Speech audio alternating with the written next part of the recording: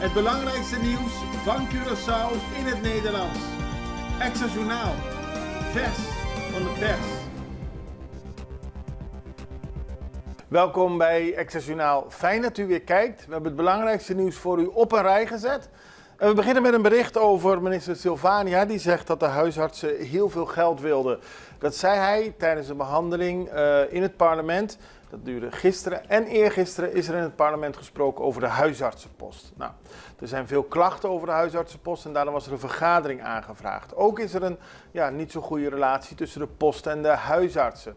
Minister Silvania legde uit in het parlement dat al vanaf 2007 er plannen waren voor een huisartsenpost, maar dat de Curaçaose huisartsen toen heel veel geld vroegen.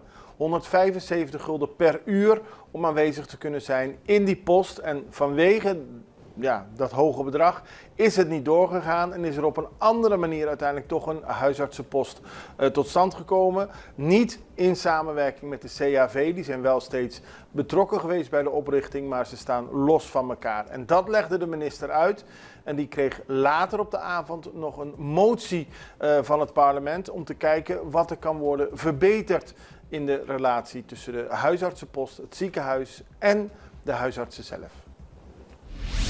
Het parlement neemt motie aan huisartsenpost. Het parlement van Curaçao heeft 2 moties ingediend gisteravond na 2 dagen vergaderen over huisartsenpost. De eerste motie is aangenomen en daarin wordt de regering opgeroepen om ervoor te zorgen dat het ziekenhuis CMC, de huisartsenpost en de Curaçaose huisartsenvereniging een werkprotocol bereiken. Ook moet er opnieuw beoordeeld worden of de post onder het ziekenhuis kan vallen. Een tweede motie die is niet aangenomen en daarin werd de regering aangespoord om een onafhankelijk en onpartijdig onderzoek te laten plaatsvinden naar de werking van de huisartsenpost. Hiervoor stemden maar 6 statenleden voor. Motie van wantrouwen, minister van Aruba. Ook in het parlement van Aruba werd gisteren tot laat vergaderd. Iets na middernacht, 1 uur 's nachts, is er een motie van wantrouwen aangenomen tegen minister Andy Kroes. Dat is de minister van Sport en Onderwijs. Het parlement is het niet eens hoe Kroes is omgegaan met fraude binnen de stichting Sportsubsidie Aruba. En ook is zijn rol bij het fondsenbeheer van de stichting niet correct. Kroes moet opstappen. 11 mensen hebben voor de motie gestemd. 10 stemden tegen en dat is voldoende om ervoor te zorgen dat Kroes op moet stappen. En daarmee is er een lang op moet stappen. Klaar.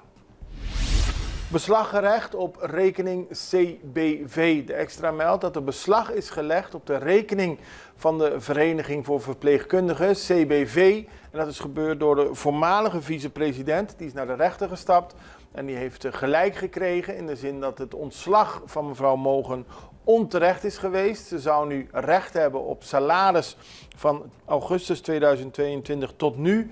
Omdat dat niet op haar rekening staat, heeft ze beslag laten leggen op de rekening van CBV. En dat heeft weer gevolgen voor de organisatie van deze stichting.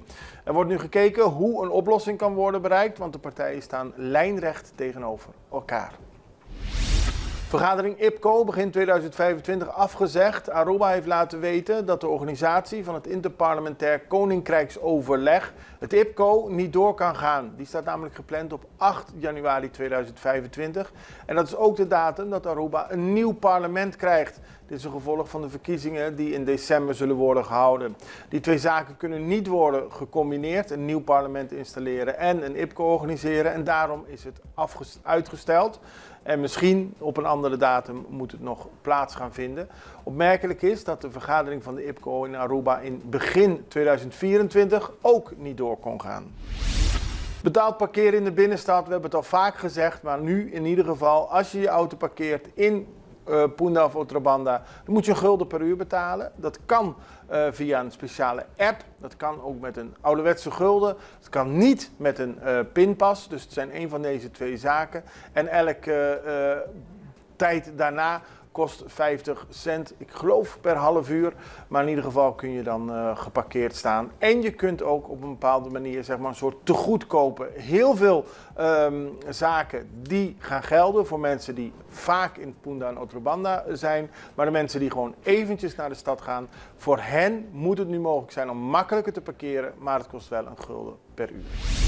Dan gaan we naar een emotionele avond voor ouders. Dat is voor de 8e keer georganiseerd. Een bijeenkomst waarbij ouders die te maken hebben gehad met het vroegtijdig overlijden van een baby of een overlijden van een baby die pas geboren is, die komen bij elkaar om elkaar steun te geven. Het heeft te maken met de Losing Zane, Gaining an Angel Foundation, die in samenwerking met El Tributo wordt georganiseerd. En de Wave of Light, die daarbij uitstraalt, moet steun voor de ouders en andere familieleden zorgen. Een hele mooie bijeenkomst en ook heel goed dat het georganiseerd wordt. We gaan even over naar een break. Extra in Nederland. Van Amsterdam tot Arnhem, van Groningen tot Maastricht, Extra is erbij. Volg Extra Digitaal en blijf op de hoogte van de belangrijkste ontwikkelingen in Nederland. Extra Digitaal is te zien op verschillende platforms en kanalen zoals WhatsApp, YouTube, Facebook, Instagram en ook TikTok. Wilt u ons op de hoogte brengen van een evenement of iets doorgeven? Neem contact op via WhatsApp, e-mail, Facebook of bel gewoon 06 1364 2945. Volg of abonneer je op Extra Digitaal. Klik aan en volg ons.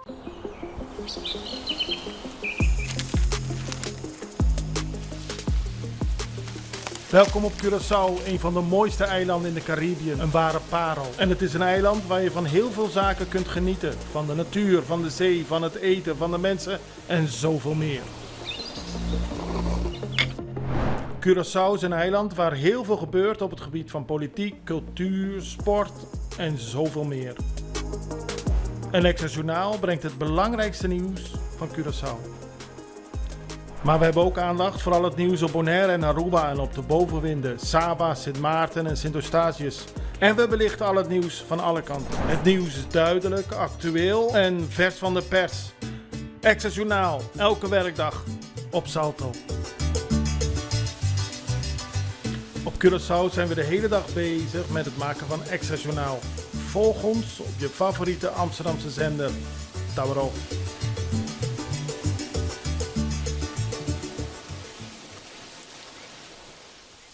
We beginnen in Nederland, want het parlement in Nederland heeft een motie aangenomen tegen herstelbetalingen. Dat is opmerkelijk omdat de vorige regering, onder leiding van minister-president Rutte, excuses heeft aangeboden voor de slavernij, de transatlantische slavernij, later ook door koning Willem-Alexander.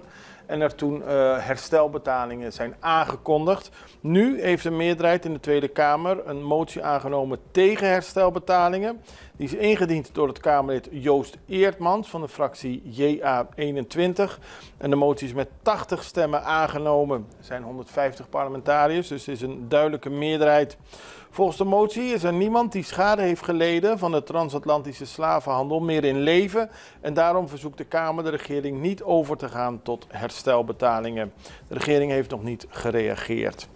En dan gaan we naar Sint Eustatius, want die hebben een erkenning gekregen van UNESCO voor 2 Afrikaanse slavenbegraafplaatsen. De erkenning is belangrijk voor het eiland. Er is onderzoek gedaan naar de slavenbegraafplaatsen. Ook zijn een deel van de botten in een andere plek nu worden die bewaard om uiteindelijk toch een keer begraven te kunnen worden. Het is een discussie op het eiland, maar de steun van UNESCO en de erkenning is heel belangrijk voor Sint Eustatius. Dan gaan we naar internationaal nieuws, want volgers van Morales isoleren het centrum van Bolivia om zijn arrestatie te voorkomen. Honderden volgers van de oud-president hebben de belangrijkste verbindingswegen in het departement Cochabamba geblokkeerd op de tweede dag van de protesten tegen de mogelijke arrestatie van de voormalige president vanwege de vermeende misbruik van een minderjarige tijdens zijn presidentschap. Morales ontkent de zaak en zijn aanhangers zijn op straat om te voorkomen dat hij kan worden aangehouden. Volgens Evo Morales is er sprake van een politiek proces en ook zijn aanhangers zijn het niet eens met de aangekondigde arrestatie. En daarmee zijn we aan het einde gekomen van deze aflevering van Extra Journaal. Ik ben er morgen weer en ik hoop u ook. Tot ziens. Dag.